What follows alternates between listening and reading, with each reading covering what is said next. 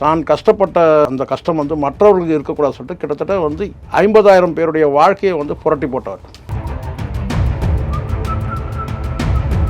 அந்த சினிமா வட்டாரத்தில் வந்து பார்த்தீங்கன்னா வந்து பெரும் படையே திரளும். அப்படி இருக்கும்போது கேட்டால் இந்த 15,000ன்றது வந்து நிச்சயமாக சொல்லிப்போம். ஒரு 25,000 பேர்கிட்ட இருக்கலாம், இல்லை 30,000 பேர் கூட வந்து பங்கேற்கலாம். அந்தளவுக்கு பெரிய கிராண்டாகவும் ஏற்பாடு பண்ணுறாரு. எக்கச்சக்கமாக பல கோடிகளை கொட்டி செலவு பண்ணுறாரு. மூத்த மகள் குறிப்பிட்ட ஒரு விஷயம் கேட்டால் சாதாரண ஒரு மிடில் கிளாஸ் பீப்புளில் வந்து ஒரு மணமகனை வந்து அவர் எடுத்து, இப்போ நீங்கள் சொல்கிறதுபடி பார்த்தோம் அப்படின்னா ஒரு 500 கோடி ரூபாய் செலவில் கல்யாணம் நடக்க போகுது. அதெல்லாம் கம்மியாக இருக்கும் சார். குறைஞ்சது ஒரு 2,000 கோடியாவது செலவு பண்ணக்கூடிய அளவுக்கு இருக்கும், கண்டிப்பாக இருக்கும். சினிமா வட்டாரத்தையும் சரி, இல்லை மற்ற வட்டாரங்களும் கேட்டால் பல ஏழை பிள்ளைகளை வந்து கேட்டால் வந்து இலவச கல்வி கொடுத்து பொறியாளர் ஆக்கியிருக்கிறாரு. அம்பானி திருமணம் எப்படி நடந்ததோ அந்த அளவுக்கு நிகரான ஏற்பாடு வந்து நடந்துகிட்டு இருக்கு. அதான் நான் சொல்கிறேன், அவருடைய நிறுவனத்திலே 800 பேர் வேலை செய்கிறாங்க, ஊழியர்கள் மட்டுமே. மாற்றுத்திறனாளிகள் எல்லாருமே வந்து விசேஷ ஏற்பாடுகளை தனித்தனியாக கவனம் செய்கிறாரு. எல்லாருமே வந்து ஆச்சரியப்படுற அளவுக்கு வந்து நிகழ்ச்சி நடக்குது.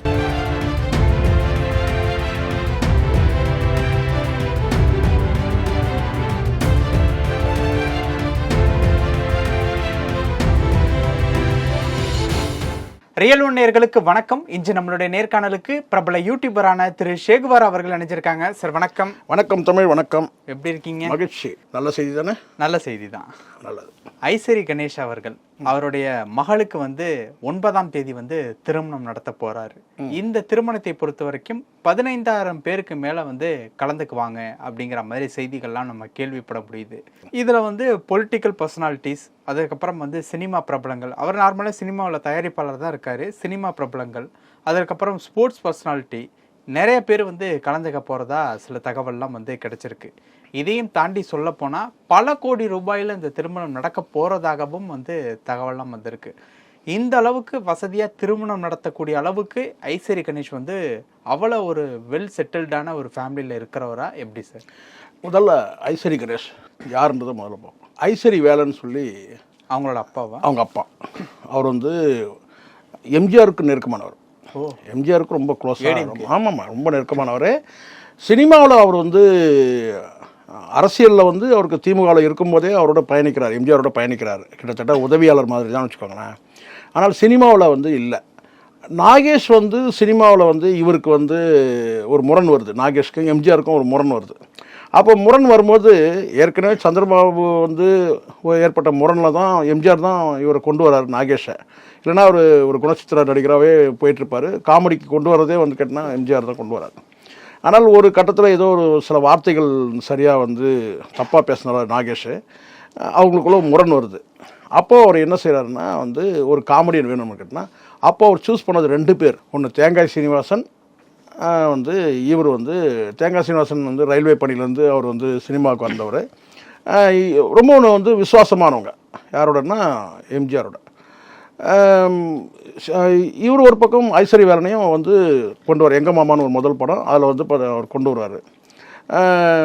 இதில் இன்னொரு விஷயம் என்னன்னு கேட்டிங்கன்னா, தேங்காய் சீனிவாசன் வந்து ரயில்வேலேருந்து வந்து சினிமாவுக்கு வந்தாலும் கேட்டினா பல வாய்ப்புகள் தேடி பல படங்களில் நடிக்கிறவர். இப்போ உதாரணத்துக்கு ஜெய்சங்கர் படமாக இருக்கட்டும், வந்து சிவாஜி படமாக இருந்தாலும் எங்கே வாய்ப்பு கிடையாது.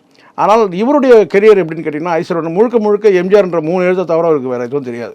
அப்படி வந்து எம்ஜிஆரோடவே இருந்துட்டார். அதுக்கு பிறகு பல படங்கள் நடிச்சார். எம்ஜிஆர் வந்து அரசியலுக்கு போன பிறகு அமைச்சராக இருந்திருக்கிறாரு. அமைச்சராக இருந்து அதுக்கு பிறகு வந்து துணை அமைச்சராக இருந்திருக்காரு. ஆர்கே நகரில் போட்டிட்டு சட்டமன்ற உறுப்பினர், அதுக்கப்புறம் துணை அமைச்சராக இருந்திருக்காரு. அதுக்கு பிறகு பல படங்களில் நடிச்சிருக்கிறாரு, எம்ஜிஆர் அல்லாத படங்கள். ஆனால் ஆரம்பம் வந்து கிட்டத்தட்ட ஒரு 20 படங்களுக்கு மேலே வந்து எம்ஜிஆர் படங்களில் வந்து ஒரு காமெடியை வந்து நடிப்பார். பொதுவாக ஐசரி கணேஷ்னா அறியப்பட்டவர், வட சென்னையை சார்ந்தவர். அப்படி தான் கேட்டால் ஒரு சாதாரண ஒரு எளிய குடும்பம் தான். அந்த குடும்பத்தில் வந்து அவருக்கு ஐசரி வேலனுக்கு 3 பிள்ளைகள். அதில் வந்து ஒரு பிள்ளை தான் வந்து இவர் ஐசரி கணேஷ். ஐஸ்வரி கணேஷ் வந்து ஆரம்பத்தில் கேட்டால் வந்து சாதாரண என்ன சொல்லிங்கன்னா ரொம்ப எளிய குடும்பத்தில், அதுவும் தந்தை இழந்த குடும்பத்தில் வந்து அவர் வந்து ஒரு வெறும் இளம் பருவத்திலே தந்தை இழந்தவங்க பிள்ளைகள்லாம் எவ்வளோ கஷ்டப்படுவாங்கன்னு தெரியும். ரொம்ப கஷ்டப்பட்டு வந்து அவருடைய கல்வியால் தான் படிப்படியாக முன்னேறி வந்து அதுக்கு பிறகு வந்து கேட்டால் மிகப்பெரிய கல்வியாளராகவே ஆனார்ன்றது தான் உண்மை. இன்றைக்கி தமிழ்நாட்டில் நான் தப்பாக எடுத்துக்கூடாது, தமிழ்நாட்டில் பல சாராய வியாபாரிகள், இப்படி வந்து முறைகேடாக சம்பாதிச்சவங்க தான் பலரும் கேட்டால், அதுவும் குறிப்பாக வந்து நீங்கள் முறைகேடாக கூட நீங்கள் சம்பாதிச்சிருங்க, ஆனால் உங்களுடைய ஆரம்ப தொழில் என்னன்னு கேட்டிங்கன்னா முழுக்க முழுக்க கல்வின்னா என்னன்னே உங்களுக்கு தெரியாது. மழைக்காக கூட பள்ளிக்கூடம் ஒதுங்காதவங்க தான் கல்வி தந்தையாக வந்து தமிழ்நாட்டில் இன்றைக்கி நிறைய பேர் இருக்கிறாங்க, இந்தியாவில் கூட இருக்கிறாங்க. ஆனால் ஒரு கல்வியாளர் முழுக்க முழுக்க கிட்டத்தட்ட 6க்கும் மேற்பட்ட வந்து பட்டங்கள் பெற்றவர் யார், ஐசரி கணேஷ். முழுக்க முழுக்க ஒரு கல்வியாளர் வந்து கல்வி தந்தையாக இருக்கிறதுன்னு கேட்டால் ரொம்ப ரேர். இருக்கிறாங்க, ஆனால் ரொம்ப ரேர் தான். பெரும்பாலும் முறைகேடாக வந்து சாராய வியாபாரிகள்லாம் கல்வி தந்தையானதெல்லாம் வரலாறுலாம் இங்கே தமிழ்நாட்டில் இருக்குது. அந்த வகையில் பார்த்திங்கன்னா ஒரு கல்வியாளரே வந்து கல்வி தந்தையாக இருந்து தான் கஷ்டப்பட்ட அந்த கஷ்டம் வந்து மற்றவர்களுக்கு இருக்கக்கூடாது சொல்லிட்டு கிட்டத்தட்ட வந்து 50,000 பேருடைய வாழ்க்கையை வந்து புரட்டி போட்டவர். எவ்வளோ? 50,000 பேருடைய வாழ்க்கையை புரட்டி போட்டவர்னா என்னென்னா, அந்த இதை சொன்ன உணவுக்கு வழிவகுத்தவர், வாழ்க்கைக்கு வந்து வழிகாட்டினவர்னு சொல்லலாம். அதுக்கு அடிப்படை காரணமே என்ன சொல்கிறான்னு கேட்டிங்கன்னா, அவர் கல்வியாளர்ன்றது தான் முக்கியம். அவர் பெற்ற கல்வியின் மூலமாக வந்து ஒரு கல்வி நிறுவனத்தை உருவாக்கி அந்த கல்வி நிறுவனத்திலே கிட்டத்தட்ட இன்றைக்கி ஒரு 800 பேர் வந்து இன்றைக்கி வந்து மாத ஊதியம் பெறக்கூடிய அளவுக்கு இருக்கிறாங்க. மிக சிறந்த மனிதர். இன்னொன்று ஒரு படி மேலே சொல்லணும்னு கேட்டால், இன்றைக்கி வந்து தமிழ் சினிமா வந்து விழுந்து கிடக்கும்போது தமிழ் சினிமாவில் இன்வெஸ்ட்மெண்ட் பண்ணி சில நஷ்டங்கள் அடைஞ்சாலும் கூட அந்த தமிழ் சினிமாவை இன்றைக்கும் ஒரு உயிர்ப்போடு இருக்குதுன்னா அதுக்கு இவர் ஒரு காரணம். அதுதான் சொல்கிறாங்க கோலிவுட் அம்பானின்னு சொல்கிறதே அதுக்கு தான். அதனால் ஐசரி கணேஷ்ன்றது வந்து கேட்டால் வந்து ஐசரி வேலனை காட்டிலும் ஐசரி கணேஷ்னால் வந்து ஒரு ட்ரேட்மார்க், ஒரு பிராண்டு. தமிழ் சினிமா மட்டுமே இல்லை, தொழிலதிபர்கிட்டையும் அப்படி தான் இருக்குது, இண்டஸ்ட்ரியல்ஸ்கிட்டையும் அப்படி தான் இருக்குது. இப்போ திருமணத்திற்கு வருவோம். இந்த திருமணம் நான் சொல்லும்போது 15,000 பேர்கிட்ட வந்து கலந்துக்குவாங்க அப்படிங்கிற மாதிரி நான் சொன்னேன். நீங்கள் தவறான தகவல் அப்படின்ட்டு நீங்கள் சொல்கிறீங்க. என்ன ஏற்பாடில் இந்த திருமணம் நடக்க போகுது சார்? இப்போது 800 பேர் வந்து உதாரணம் சொல்கிறோம், அவருடைய நிறுவனங்களில் வேலை செய்கிறவங்கள 800 பேர். அந்த 800 பேர்களும் கண்டிப்பாக வந்து குடும்பத்தோடு போகக்கூடிய ஒரு சூழல் இருக்குது ஒன்றுங்களா. அதை தாண்டி அவருடைய நிறுவனங்களில் பயிலக்கூடிய மாணவர்கள், நீங்கள் ஒரு உதாரணத்தை தான் நான் சொல்கிறேன், எனக்கு ஒன்றும் அக்யூரேட்டாக எனக்கு ஒன்றும் சொல்ல தகவல் ஒன்றும் இல்லை, ஒரு யூகத்தின் அடிப்படையில் நீங்கள் பாருங்கள். அதுலேருந்து அந்த பள்ளி அந்த நிறுவனத்தில் இருக்கிற அந்த குடும்பத்தை சார்ந்த ஊழியர்கள், அவங்க குடும்பத்தை சார்ந்தவங்க, அதுக்கப்புறம் மாணவர்கள். இதை தாண்டி இவருக்கு பல செக்டாரில் வந்து இவருக்கு வந்து அகில இந்திய அளவில் பல விஐபிகளோட இவருக்கு வந்து நெருக்கம் இருக்குது. அதை கலந்து இங்கே தமிழ்நாட்டில் எடுத்து கேட்டால் எல்லா சர்வ கட்சி அரசியல் தலைவர்களுக்கும் வந்து பார்த்தீங்கன்னா ஐசரி கணேஷ்னால் அவர் வந்து நேசிக்கக்கூடிய பல பேர் இருக்கிறாங்க. இதை தாண்டி சினிமா வட்டாரத்தில் வந்து கேட்டால் உங்களுக்கு தெரியும் நினைக்கிறேன், கிட்டத்தட்ட வந்து இந்த ஓய்வூதியம் கொடுக்குறாருல, அது குறிப்பாக இவர் வந்து கேட்டால் ஏழைகள் மாற்றுத்திறனாளிகளுக்கெல்லாம் நிறைய கவனம் செலுத்தக்கூடியவர். அப்படி இருக்கும்போது கேட்டால் அந்த சினிமா வட்டாரத்தில் வந்து பார்த்திங்கன்னா வந்து பெரும் படையே திரளும். அப்படி இருக்கும்போது கேட்டால் இந்த 15,000ன்றது வந்து நிச்சயமாக சொற்பம். ஒரு 25,000 பேர்கிட்ட இருக்கலாம், இல்லை 30,000 பேர் கூட வந்து பங்கேற்கலாம். அந்தளவுக்கு பெரிய கிராண்டாகவும் ஏற்பாடு பண்ணுறாரு.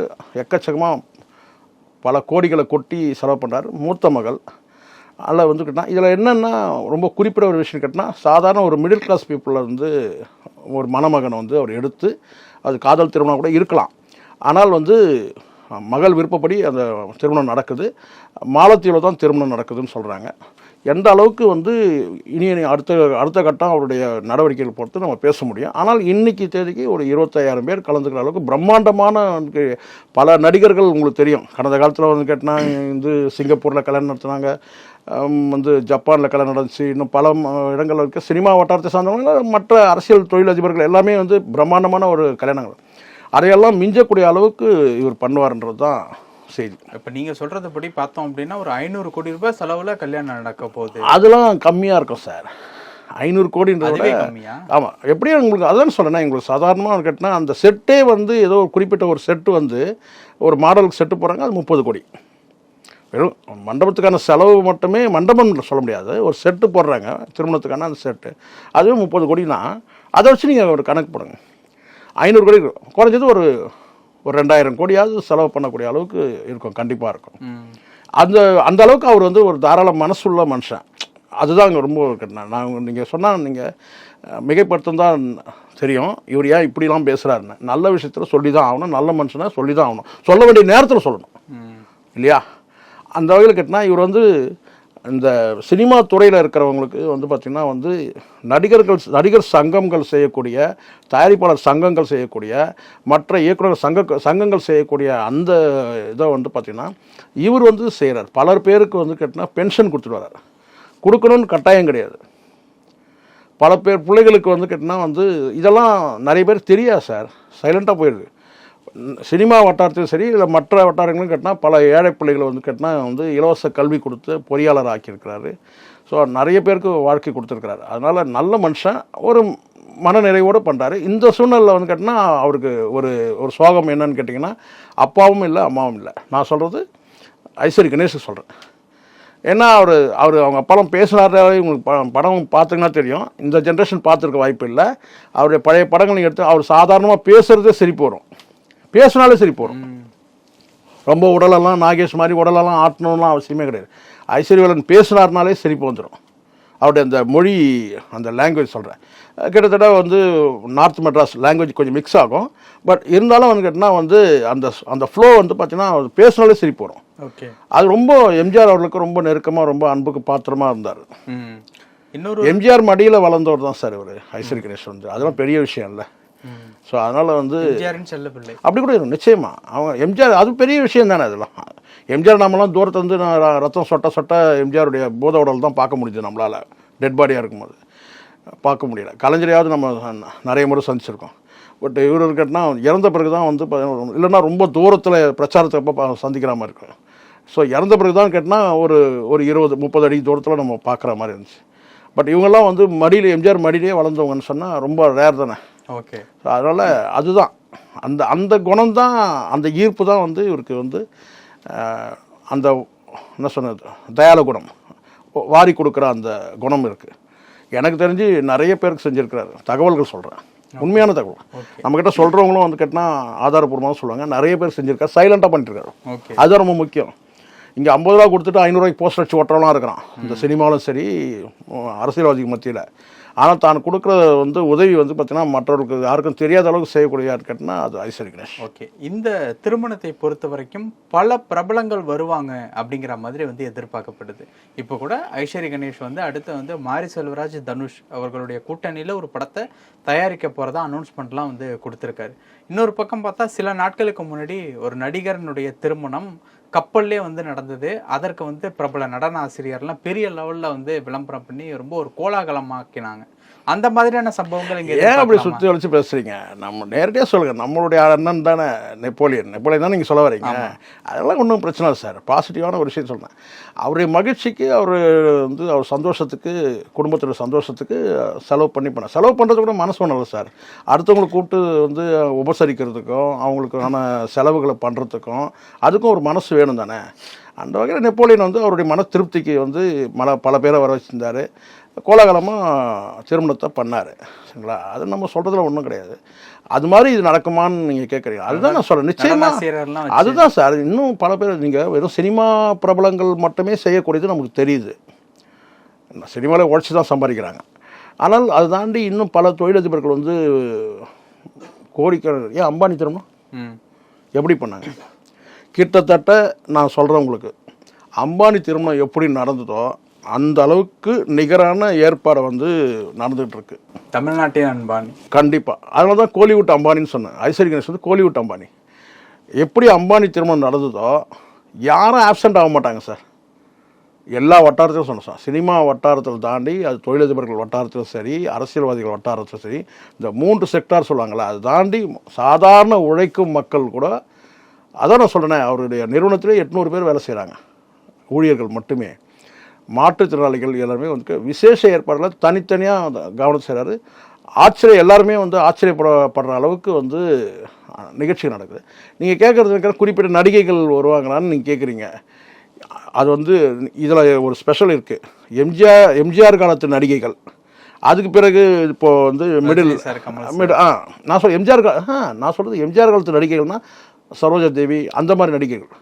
ஸோ எம்ஜிஆர் காலத்து நடிகைகள் இப்போ தற்காலத்தில் இப்போ இடையில இப்போ குஷ்பு, அந்த ஜென்ரேஷன் இருக்கு இல்லையா, குஷ்பு அந்த ஜென்ரேஷன், அந்த ஜென்ரேஷன், அது இப்போ இருக்கிற இளம் நடிகைகள் எல்லாரும் அசம்பிள் ஆயிடுவாங்க. ஸோ யாரும் ஆச்சரியப்படுற அளவுக்கு கேட்டால் வந்து பிரம்மாண்டமான ஒரு ஏற்பாடு நடந்துகிட்டு இருக்குது. மகிழ்ச்சியான ஒரு விஷயம், நல்ல விஷயம் தானே சார் நம்ம பேசுகிறோம். நல்லபடியாக நடக்கட்டும், சந்தோஷமாக இருக்கட்டும். இதில் ரொம்ப எனக்கு பிடிச்ச ஒரு விஷயம் நான் சொல்லுவேன், ஐஸ்வரி கணேஷன் அவர் வந்து சூஸ் பண்ண அந்த மணமகன் குடும்பம் வந்து கேட்டால் ஒரு மிடில் கிளாஸ் குடும்பம். இதுதான் ரொம்ப கவனிக்க வேண்டிய விஷயம். அவர் ஏன்னா மிடில் கிளாஸ்லேருந்து வந்ததுனால அந்த ஒரு வேளை இருக்கலாம், ஒரு வேளை அது ஒரு விஷயம் நம்ம பார்க்கணும். அவருடைய மகள் விருப்பத்துக்கு அதை நடத்துகிறாரு கேட்டால் ஒரு வேளை காதல் திருமணமாக இருக்கலாம், ஒரு வேளை இல்லை காதல் திருமணமாக இருந்து அது வந்து அரேஞ்சு மேரேஜாக கூட நடக்கலாம். ஆனால் அதுதான் நான் ரொம்ப ஒரு கேட்டேன். ஏன்னா பெரிய குடும்பங்களில் வந்து பெண் எடுக்கும் பெரிய குடும்பத்தை பார்த்து எடுக்கணுன்ற அந்த மாதிரி இல்லாமல் நிச்சயமாக அவர் ஏன்னா அவருக்கு இருக்கிற வசதி வாய்ப்புகளும் இருக்கலாம். ஆனால் அதெல்லாம் இல்லாமல் மனசுக்கு பிடிச்ச ஒரு மாப்பிள்ளையாக தேர்வு செய்கிறாருன்றது போது குடும்பத்துக்கு பிடிச்ச மாப்பிள்ளையாக தேர்வு செய்யணும், அதுதான் ஸ்பெஷலான விஷயம். இதில் நீங்கள் என்ன தனுஷ்னு ஏதோ ஒன்று கேட்டிங்கல்ல, ஏதோ அடுத்து அவருடைய படங்களில் தான் அதுதானே. சிம்புவும் பக்குவப்பட்ட நபர், இவரும் வந்து பார்த்தீங்கன்னா ரொம்ப பெருந்தன்மையான நபர். அந்த 2 பேருக்குள்ளே எப்படி முரண் உருவாச்சுன்னே தெரியல, அது இயல்பாக உருவாயிடுச்சு. ஆனால் 2 பேருமே அதை வந்து பெரிய அளவில் விமர்சிக்காமல் கடந்து போயிட்டாங்க. இந்த திருமணம் வந்து மாலத்தீவில் நடக்கிறதா கேள்விப்படுறோம், அது உண்மையா? இல்லை, மாலத்தீவு அப்படி தான் ஏற்பாடு பண்ணிட்டு இருக்கிறாங்க. ஒரு ரிசப்ஷன் இங்கே வைப்பார்னு நினைக்கிறேன், அந்த மாதிரி. சென்னையில் அந்த மாதிரி இருக்கலாம்னு நினைக்கிறேன். ஏன்னா இவ்வளோ பேரும் கொண்டு போக முடியல. இப்போ மாலத்தீவுக்கு வந்து ஒரு 250 பேர் அங்கே போய் இப்போது ஏற்பாடு பண்ணிட்டு இருக்கிறாங்கன்னா, நீங்கள் சொன்னீங்கல்ல 500 கோடி செலவுன்னு சொல்லிட்டு, 250 பேர் இங்கேருந்து மாலத்தீவில் போயிட்டு அங்கே வந்து திருமண நிகழ்ச்சிக்காக வேலை செஞ்சுட்டு இருக்கிறாங்கன்னு சொன்னால் 250 பேர் அவங்களுக்கு மட்டுமே அந்த ட்ராவலிங் எக்ஸ்பெண்டிச்சர்லாம் எவ்வளோ ஆகும்? ஸோ இந்த மாதிரி அதுதான் நான் சொல்கிறேன். அதனால தான் சொல்கிறேன், நீங்கள் சொல்கிற அந்த பட்ஜெட்லாம் கிடையாது. குறைஞ்சபட்சம் ஒரு 2000 கோடியாவது செலவு பண்ணக்கூடிய அளவுக்கு அந்த கல்யாணம் இருக்குன்றது என் நம்பிக்கை தான் நான் சொல்கிறேன், ஒரு யூகத்தை தான் நான் சொல்கிறேன். ஆனால் 500 கோடின்றது வந்து எதுக்குமே எட்டாது. இந்த போக்குவரத்து வந்து மாலத்தீவில் வந்து இங்கே வந்து போக்குவரத்து செலவுகள் இருக்குது, அங்கே கல்யாணம் முடிச்சு அதுக்கு பிறகு இங்கே ரிசப்ஷன் ஏதாவது இருக்கும்னு நினைக்கிறேன். அது இன்னும் ஏற்பாடுகள் அடுத்தடுத்து வந்திருக்கு. இப்போதைக்கு வந்த தகவல் வரைக்கும் நம்ம பேசுகிறோம்னு கேட்டால் ஒரு பிரம்மாண்ட ஒரு இந்தியாவே வியக்கக்கூடிய அளவுக்கு ஒரு தமிழ்நாட்டோட அம்பானின்னு சொல்லலாம், இல்லை கோலிவுட் அம்பானியோட கல்யாணம் தான் இந்த ஐஸ்வரி கணேஷோட குடும்பத்தோட கல்யாணம். ஓகே சார், பல விஷயங்கள் பகிர்ந்துக்கிட்டீங்க. நேரத்துக்கு ரொம்ப நன்றி. நன்றி சார்.